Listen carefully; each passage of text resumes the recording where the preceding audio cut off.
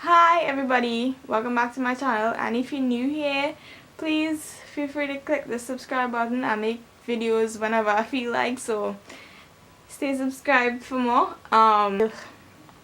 Today we're gonna do the activated charcoal and glue peel, but all the do-it-yourselves I saw online kept using glue that is like not really do it yourself. You have to buy the glue, and then the activated charcoal you also have to buy it online. Like, ain't nobody got time for that. So I decided to make my own charcoal and my own glue. So let's go. Okay, so here we have some milk, and I'm adding some vinegar, some white vinegar, two tablespoons, 1 and 2.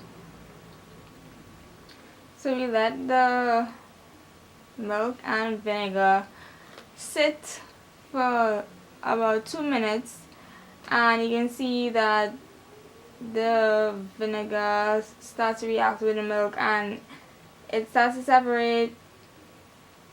It looks kind of gross, making curds and whey.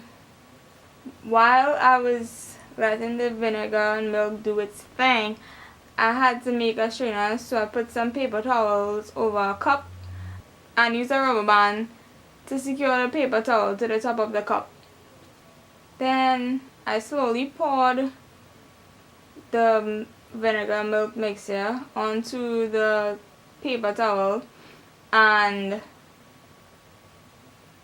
let the whey separate from the curds. Who knew that this was curds and whey? Like, I used to hear that nursery rhyme, Little Miss Muffet sat on a tuffet eating a curds and whey. She was eating spoiled milk, like seriously. And that's basically what cheese is though, because you use the curd from the milk to make cheese. So, ew. Anyway, so this didn't really go as planned. It was too much for the one napkin on the cup, and it made a mess everywhere. Like, it was just dripping everywhere. But the curd remained on top, and the whey dripped through and out on the counter and everywhere. I had to use another cup to pour the rest of the mixture remaining, and then I let that just settle for a while, let all the whey run out, and finally I scooped the curds off of the strainer and placed it on some more napkins to soak up any extra whey. It looked like vomit. Like, seriously, it smelled like vomit even. I can't deal. Yeah, so I squeezed out all of the whey, ensuring that it was just curds, because we just needed the curd to make the glue. Okay, so with my fully dried curd, I add 1 tablespoon of baking powder and 2 tablespoons of water.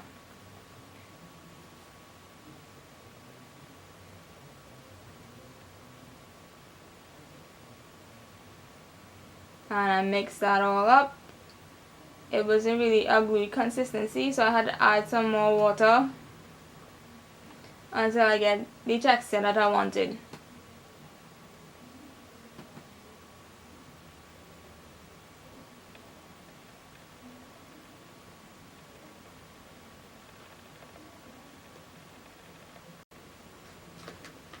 And that's how you make glue.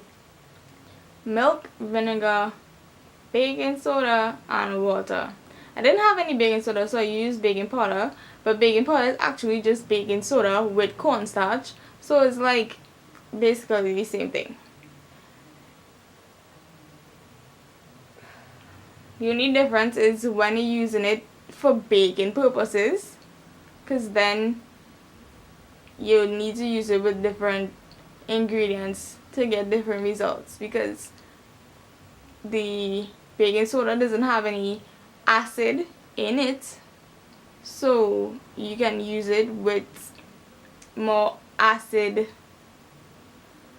desserts, like stuff with lemon and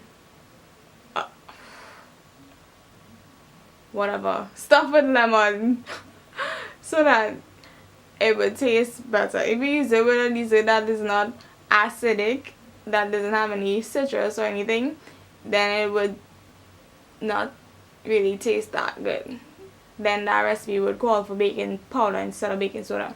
But whatever, we're not baking today, we're making glue and activated charcoal. So to make the activated charcoal, I have to start with a story from when I was younger. My mommy she would take a hops bread and she would burn it, and then she would put it in water, and then I would drink the water. That was for my acne.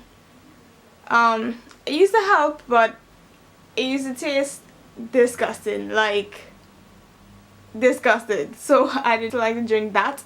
But from that, I learned that that's like basically charcoal. That's basically what the activated charcoal does.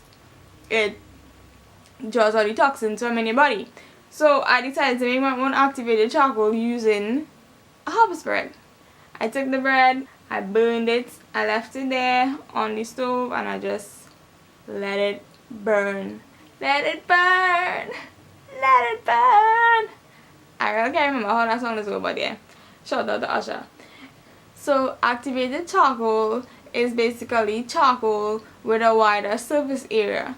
You can make activated charcoal with regular charcoal and then just washing it in some acid and drying it after. That's called acid wash activated charcoal. However, ain't nobody got time for that. So that's why I decided to make my own charcoal with the bread. You can also get activated charcoal from coconut husk, but you need a furnace that gets up to really high temperatures to get the activated charcoal from the coconut husk. So I did some research and I found that the bread would be activated charcoal, because using the bread you get a bigger surface area with the charcoal that you create when you burn the bread. So yeah. Anyway, so that stayed on the fire for quite a while until it was nice and burnt to a crisp, and then I removed it and I ground it up into fine powder. Well, I thought it was fine. Anyway, so now let's move on to the peel part. So I put my homemade activated charcoal powder and my homemade glue together, and then I started putting it on my face.